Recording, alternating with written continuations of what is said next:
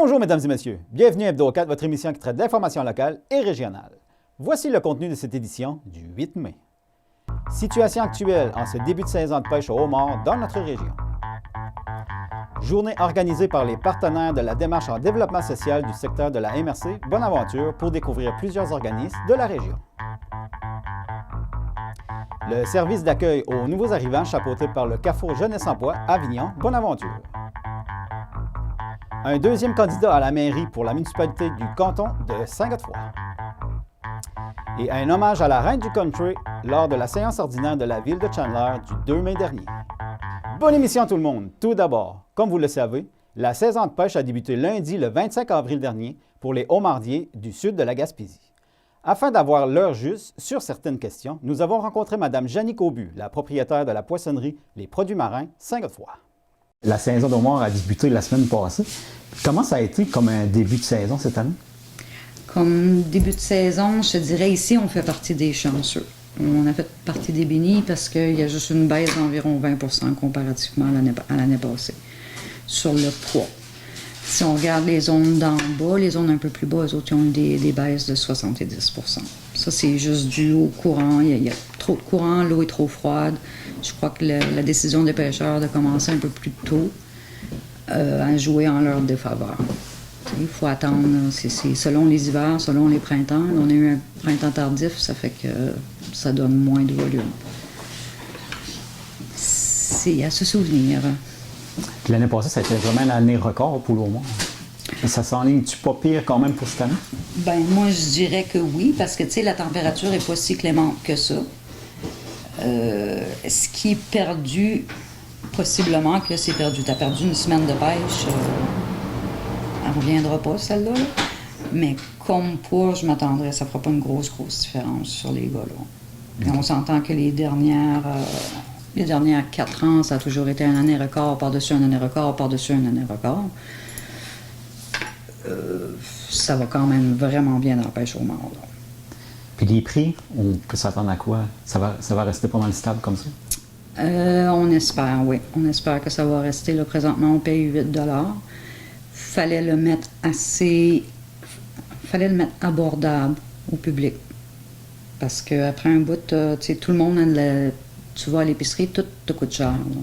Puis ça reste que, oui, le homard, c'est un produit de luxe, mais on s'entend qu'on ne peut pas les garder dans le vivier 8 ans éternellement. Il faut que ça sorte, il faut que ça bouge. Puis tu ne veux pas créer une frustration envers tes consommateurs, il faut que c'est un prix raisonnable. Puis à 8 $ la livre, les gars prennent en moyenne les plus petites zones, là, c'est dans le coin ici, ça joue de 35 à 40 000 livres. Là. Fait que si on dit 35 à 40 000 livres à 8 $ la livre, les gars sont capables de vivre avec ça. Là. T'sais? Mais pour que ça devienne accessible aux consommateurs, c'est très, très important parce que là, la Chine ne fait pas partie des marchés à date. Il y a foule de conflits là-bas. La Chine, ça passe pas. Fait qu'il reste le marché du Québec, puis les États-Unis. Okay. Puis les États-Unis, même là, des fois, ça frôle un peu. Là. C'est important de garder notre approvisionnement local pour le Québec aussi. Le Québec sont là pour nous autres, ben il faut qu'on continue d'être là pour eux autres aussi. Là. T'sais? Avec ce qui arrive avec la pêche au hareng puis au maquereau qui a été suspendu cette année, ça a-tu une grosse impact? La plus grosse impact est réellement pour les pêcheurs pélagiques uniques. Sincèrement. Parce que tout le monde savait que le poisson de fond était les pélagiques étaient en déclin. Tout le monde le savait. Les pêcheurs étaient d'accord pour pêcher, mettre une taille légale qui est en dessous de la taille mature. C'est un maquereau mature qui est capable de peupler est à 30 cm. Et les pêcheurs, l'Association des pêcheurs de par ici, toutes les associations de pêcheurs étaient d'accord pour le pêcher à 25 cm. Ça fait que c'est écrit dans le ciel qu'ils voulaient que ça ferme. Là. Qu'ils voulaient que ça ferme, c'est peut-être un gros mot, là. Mais c'est écrit dans le ciel que, tu sais, quand tu as une espèce qui est en difficulté, puis tu mets la taille minimale en delà de la taille mature, ben tu vas le fesser, le mur, là. C'est sûr, sûr, sûr. C'est sûr que les phoques n'aident pas. Tu sais, il y a plusieurs autres choses qui n'aident pas, mais la gestion des pêches a fait partie du problème, là. Ça n'a pas fait partie des solutions, là. Tu sais, puis là, ce que je trouve vraiment déplorable, c'est oui, dans les crustacés, ça va bien. Mais dans les pêcheurs pélagiques qui ont uniquement ça pour vivre, à date, il n'y a pas de signe d'aide, là. Ils sont devant on n'appelle pas ça un trou noir, là. C'est pire que le trou, là. Ils sont devant rien. C'est pas un trou d'assurance chômage. Ils sont devant zéro revenu, là. Puis à date, il n'y a pas personne qui lève la main pour leur donner un coup de main, là. Puis pourtant, tout le monde a contribué à ça, là. Autant les pêcheurs de crustacés ont contribué à ça que les différents paliers du gouvernement. C'est triste à dire, mais c'est ça. Ça fait des années qu'on se bat, qu'on dit, garde, la taille minimale, il faut qu'elle est haussée. C'est illogique de pêcher. Tu sais, si tu pêcherais du homard de 76 mm, ben oui, tu vas bien faire une couple d'années, mais après un bout, tu n'en auras plus de ressources, hein. Tu sais, tu vas vider le fond, puis il n'y en aura plus. C'est la même chose pour le maquereau. Si tu ne le laisses pas arriver à une taille mature, ben il ne peut pas se régénérer, il n'y a pas de chance de faire des bébés. Tu sais, lever la main. Les pêcheurs pélagiques uniques, là, ils ne sont pas beaucoup. Là. Au Québec, ils sont 12. Ils sont 12. Tu sais, ils ont fait des rachats de permis dans le homard quand eux autres étaient en difficulté. Non, un pêcheur d'homard en difficulté, là, ici, ça poignait quoi, 7000 livres là, par année. Là. C'était pas des gros chars, les prix n'étaient pas si élevés que ça non plus, mais au moins c'était un revenu. Il y a eu des solutions de mis en place pour leur donner un coup de main, faire des rachats de permis, diminuer le nombre de jours, faire de l'ensemencement. Il y en a eu full pour leur donner un coup de main. Pour les pêcheurs pélagiques, ils sont devant une page blanche. Blanche. Puis il ne faudrait pas oublier que les pêcheurs d'homards ont bien été parce qu'il y avait des pêcheurs pélagiques. Puis la ressource, elle est en diminuant, ça fait un beau 10 ans qu'elle est en diminuant. Puis ça fait comme 4-5 ans que l'approvisionnement de l'appât pour la pêche au homard locale, ça vient de l'extérieur. Là. Ça date pas d'hier. Là. Les partenaires de la démarche en développement social avaient envoyé une invitation spéciale, principalement aux élus et au personnel des municipalités, à prendre place dans un autobus pour découvrir plusieurs organismes de la région. L'événement a eu lieu mardi le 3 mai et nous y avons rencontré M. David Roy, agent de promotion à la santé pour le secteur de la MRC Bonaventure au sein du CI3S de la Gaspésie. L'équipe en développement social de la MRC de Bonaventure, en partenariat avec le CI3S de la Gaspésie, vous avez organisé une tournée, vous faites le tour des organismes communautaires. Pouvez-vous nous expliquer quelle est l'origine et l'objectif de ce projet? Oui, le projet fait partie du plan d'action en développement social de la MRC de Bonaventure. Puis le projet consiste à faire la promotion des organismes communautaires sur notre territoire, les services à nos élus et les fonctionnaires municipaux pour qu'ils apprennent à connaître les organismes communautaires, à connaître c'est quoi les services qu'ils offrent, donc à pouvoir référer finalement les citoyens de leur territoire à ces organismes-là en cas de besoin. C'est quel organisme que vous avez visité au juste? Ce matin, on est allé à la Maison des Jeunes à New Richmond. On a vu la Passerelle, on a vu Équijustice, le loco local, le centre, le CJE, le centre, le Carrefour Jeunesse Emploi, Femmes en Mouvement, l'OCPAC, le Centre d'action bénévole. On va vraiment dans diverses facettes. On n'est pas nécessairement juste dans la santé mentale, on y va vraiment dans toutes les facettes du développement social et communautaire. Donc, c'est vraiment intéressant. Et qui fait la tournée avec vous aujourd'hui? Il y a des élus. qui sont avec nous aujourd'hui. Il y a des fonctionnaires municipaux. Ça veut dire que quelqu'un qui travaille soit à la direction générale d'une municipalité, quelqu'un qui est peut-être même au service, on a du monde au service à la clientèle de certaines municipalités également. Des gens qui vont répondre au téléphone puis qui vont être vraiment le premier contact d'une personne qui appelle en cas de besoin auprès de sa municipalité. Donc, cette personne-là va être mieux outillée avec une tournée comme qu'on fait aujourd'hui pour référer cette personne-là. Puis tout au long de la journée, qu'est-ce qu'il va y avoir au juste? Une présentation? C'est vraiment des présentations. C'est vraiment ça. On fait une tournée en autobus, on arrive dans un lieu. Comme ce matin, on était à la Maison des jeunes de New Richmond. La Maison des jeunes a présenté c'est quoi sa mission, c'est quoi ses services, donner des exemples d'activités qu'ils font, donner des exemples de projets, donner des exemples de certaines implications qu'ils ont. Puis, à chacun des endroits où on arrête, il y a d'autres organismes qui viennent présenter également. Comme ce matin, il y avait EquiJustice, il y avait la Passerelle, qui venait présenter un peu les mêmes choses que la Maison des jeunes, finalement. Tu sais. C'est quoi l'objectif? C'est quoi la mission de l'organisme? C'est quoi les activités? Quel territoire il couvre? Comment une personne qui a besoin de cet organisme-là, par où qu'elle peut passer pour communiquer avec eux autres? C'est-tu juste par téléphone? C'est-tu juste en se rendant sur place? C'est-tu par les diverses facettes, les réseaux sociaux? Donc, c'est vraiment des informations que les participants peuvent aller chercher aujourd'hui. L'idée est partie de où? L'idée est partie vraiment c'est une action du plan de communauté, mais moi, je suis agent de promotion à la santé pour le CI3S de la Gaspésie. Puis un de mes rôles, c'est de faire la promotion, oui, de la santé, mais surtout des services existants. On s'est rendu compte que c'est pas tout le monde qui connaissait les organismes du territoire.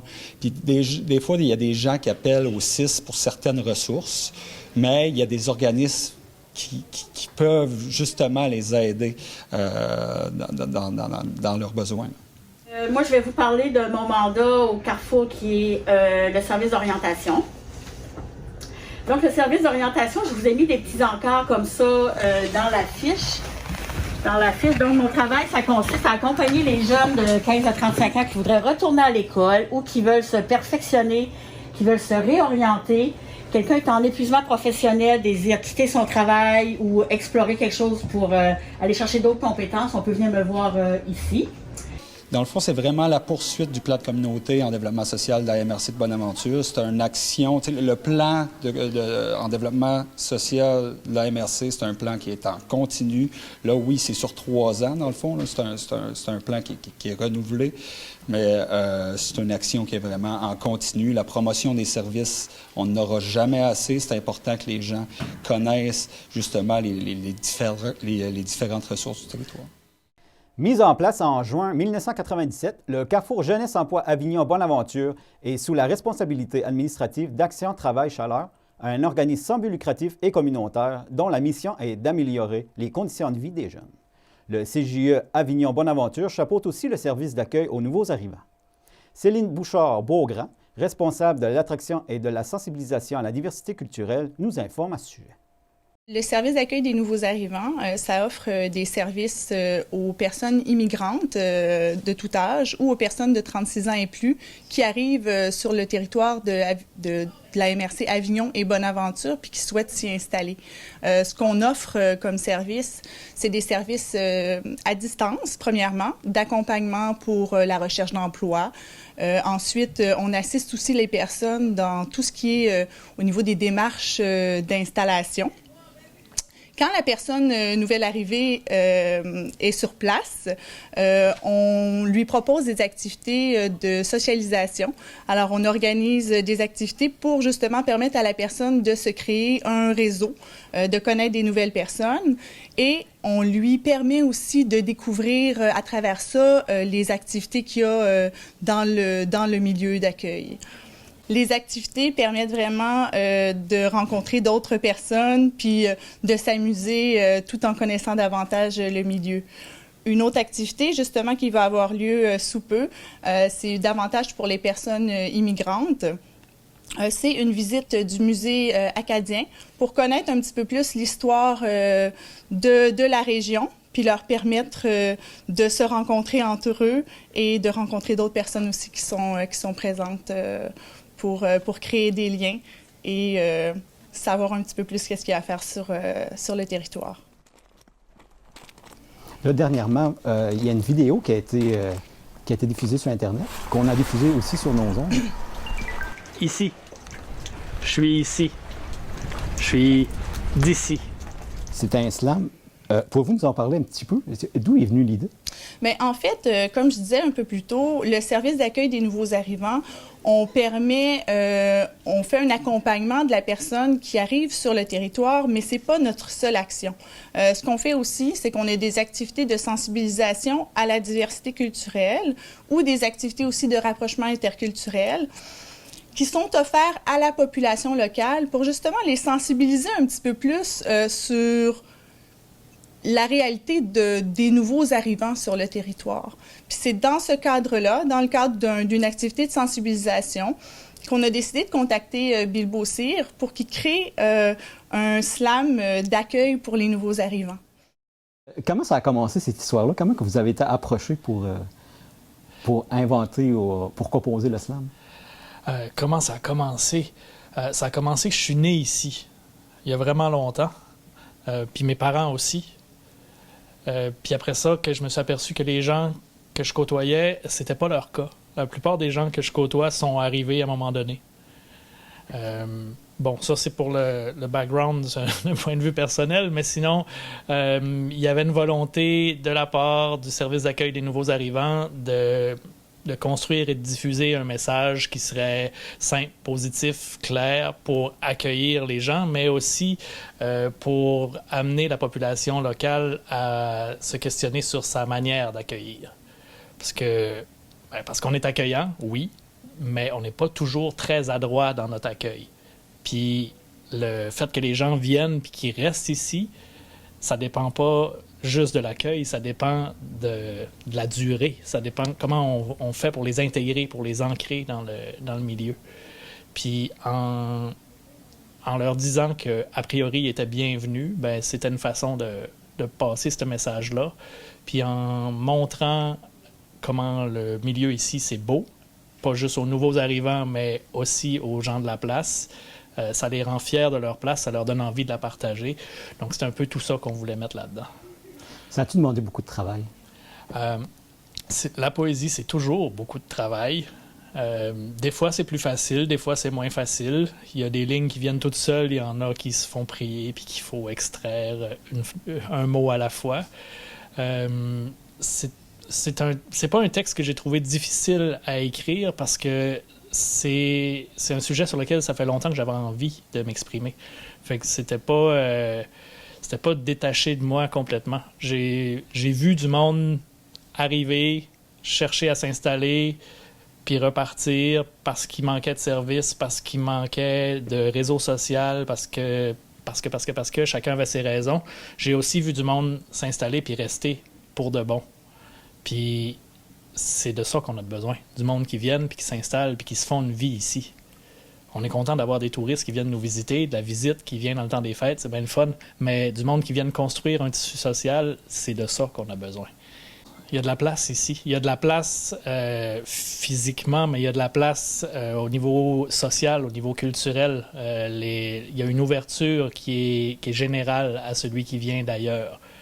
Puis je pense que c'est parce que dans notre histoire, on est beaucoup du monde qui sont venus d'ailleurs puis qui sont restés ici. On est tous des étrangers à un moment donné. Bon, il y en a qui sont là depuis quelques générations, il y en a qui sont là depuis quelques années, il y en a qui sont là depuis quelques mois, mais ça ne change rien. Il faut bien venir de quelque part. Puis on ne peut pas s'autosuffire à être juste entre nous autres. Il faut se connecter au monde. C'est là qu'on est rendu. Si on veut que notre région grandisse puis soit riche au sens humain, au sens culturel, ben, il faut faire de la place à tous ceux qui n'en manquent. Le jour du scrutin pour la municipalité du canton de Saint-Godefroy est prévu pour le 15 mai prochain. Nous avions eu le plaisir récemment de rencontrer M. Gérard l'Italien, un homme bien connu et très aimé dans la région qui a déposé sa candidature à la mairie. Aujourd'hui, nous vous présentons M. Sylvain Tardif, le deuxième candidat à la mairie de la belle municipalité du canton de Saint-Godefroy. Je suis Sylvain Tardif. Je suis ingénieur en mécanique de profession. J'ai travaillé plus de une trentaine d'années pour la Ville de Montréal.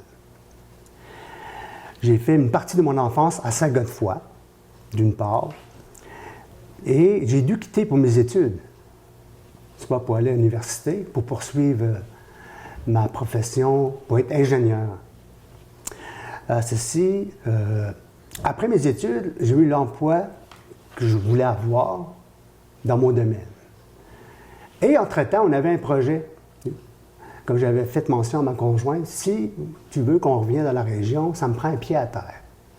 Alors, on a eu une opportunité d'acheter une maison secondaire en 93. Donc, ça fait plus de 29 ans. Plus le temps passe, plus qu'on a des vacances au travail, donc je venais de plus en plus, je faisais plus de présence à Saint-Godefroy. Alors, il y a 4 ans, après une carrière de plus de 30 ans à la ville, j'ai décidé de prendre ma retraite et me retirer. Donc, l'intérêt était toujours pour Saint-Godefroy. On avait déjà un pied à terre, on connaît la région et le contexte de la Gaspésie. L'intérêt Saint-Godefroy, ça a toujours été dans mes racines. Même lorsque j'étais à Montréal, j'avais toujours une pensée. Le paysage, les montagnes, la mer.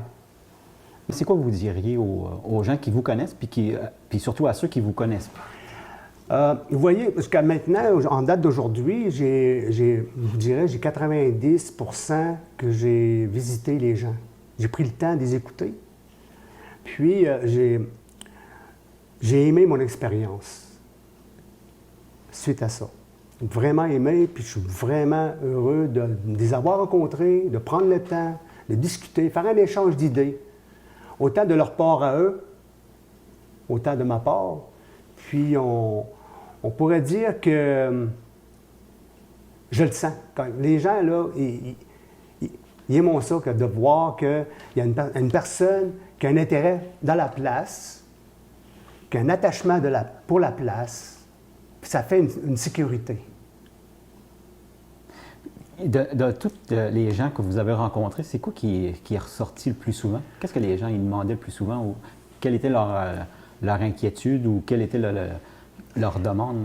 Leur demande ou l'inquiétude, c'est d'avoir une stabilité au niveau municipal. Dans mon cas, écoutez, après toute mon expérience de la ville, c'est sûr qu'il y a des journées qu'on peut voir, ça peut être un peu plus difficile, mais il y a toujours une solution. Il faut prendre le temps, puis il faut faire un travail d'équipe. Si tu ne fais pas un travail d'équipe, tu n'auras pas d'avancement. Puis, il faut être à l'écoute des gens. Il faut élaborer chaque point. Il y a des points qui peuvent se rattacher. Puis on met ça ensemble, puis avec ça, on peut poursuivre les projets. Puis les gens, c'est ça. Quand on dit de stabilité, ça s'appelle une stabilité au niveau des conseillers, conseillères et de la mairie. Fait que quand on a une stabilité au niveau municipal, les gens disent oui, on a un beau petit village, puis on est content jusqu'à maintenant, puis on poursuit. On poursuit l'aventure, comme on pourrait dire. Et si c'est vous qui tombez comme maire, qui remportez la mairie, ça va être quoi votre première priorité? Bien, c'est de rencontrer les gens qui sont actuellement en poste. Donc, on parle des conseillères, conseillers. En sachant qu'il y a eu des élections en 2021. Bon, ça, la plupart, c'est des nouveaux venus. Il y en a que ça fait plusieurs années. Mais il faudrait voir avec eux les dossiers qui sont en cours. Puis, qu'est-ce qu'eux aussi ont eu des approchements avec les gens de Saint-Godefroy. Mais ça, c'est à eux de m'ouvrir, comme on dit, le booking, puis de connaître les sujets. Puis, pour le moment, on a une base déjà établie. Donc, il faut continuer la base, mais il faut améliorer avec des projections futures. Il faut être un visionnaire, parce que sinon, si tu n'es pas visionnaire, désolé, mais ça n'avance pas. Mais visionnaire dans le bon sens. Née le 27 avril 1938 à Saint-François-de-Pabeau, Mme Julie Darèche, surnommée la Reine du Country, s'est éteinte le 26 avril dernier à la veille de ses 84 ans, après 50 ans de carrière, 20 albums et 2 millions de disques vendus. Lors d'une séance ordinaire de la ville de Chandler qui a eu lieu le 2 mai dernier, un hommage composé par l'équipe de loisirs de la culture de la ville de Chandler a été lu par le directeur général et greffier M. Roch Giraud. Voici alors l'extrait du conseil en question, suivi d'un extrait de la chanson Les Oiseaux Blancs, présentée par Mme Desrèches lors d'une prestation offerte à l'émission Aller-retour Country.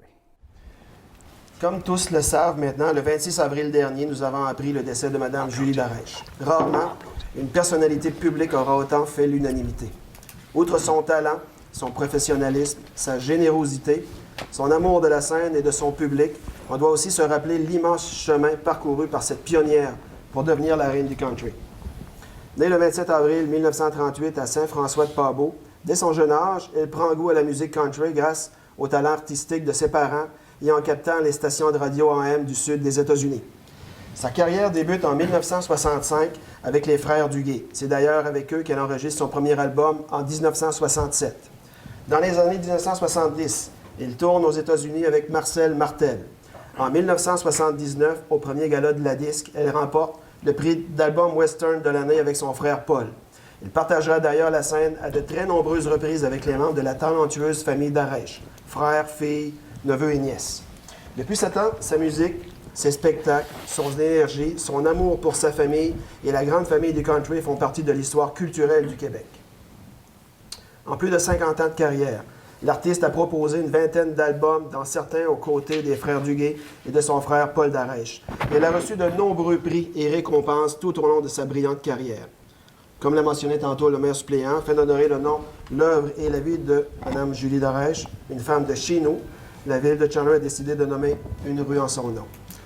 Par ailleurs, plusieurs autres propositions, parce qu'on ne s'arrête pas là, plusieurs autres propositions sont actuellement à l'étude pour rendre hommage à cette grande ambassadrice pour Chandler et pour toute la Gaspésie tout entière. Voilà.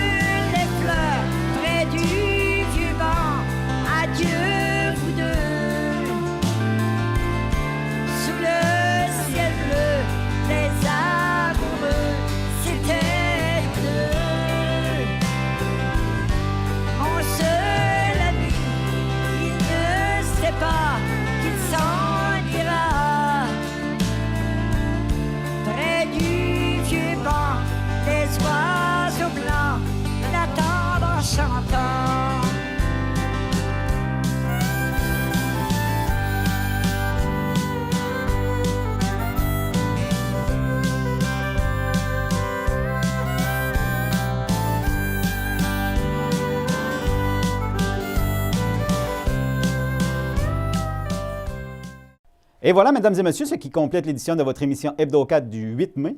Merci beaucoup d'avoir été avec nous et à la prochaine!